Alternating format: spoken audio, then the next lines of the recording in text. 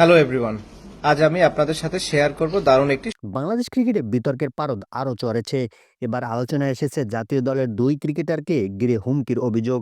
সাম্প্রতিক একটি লাইভ এসে জাতীয় দলের অভিজ্ঞ অলরাউন্ডার সাকিব আল হাসান দাবি করেন মেহেদী হাসান মিরাজ তাকে হোয়াটসঅ্যাপে কল দিয়ে হুমকি দিয়েছেন।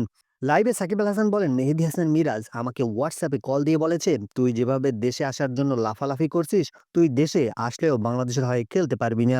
সাকিবের এই বক্তব্য প্রকাশ্যে আসার পর সামাজিক যোগাযোগ মাধ্যমে তা দ্রুত ভাইরাল হয়। ক্রিকেট প্রেমীদের মধ্যে শুরু হয় তীব্র আলোচনা ও উদ্বেগ। অনেকেই বিষয়টিকে অত্যন্ত গুরুতর অভিযোগ হিসাবে দেখছেন।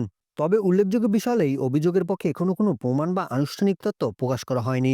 একই সঙ্গে মেহেদী হাসান মিরাজ এই বিষয়ে কোনো প্রতিক্রিয়া জানাননি এবং বাংলাদেশ ক্রিকেট বোর্ডের পক্ষ থেকে কোনো বক্তব্য আসেনি। ক্রিকেট বিশ্লেষকদের মতে, যদি এমন অভিযোগ সত্যি হয়ে থাকে তাহলে তা দলের ভেতর পরিবেশ ও শৃঙ্খলার উপর বড় প্রভাব ফেলতে পারে। তবে সত্যতার যাচাই ছাড়া চূড়ান্ত সিদ্ধান্তে পৌঁছানো ঠিক নয়।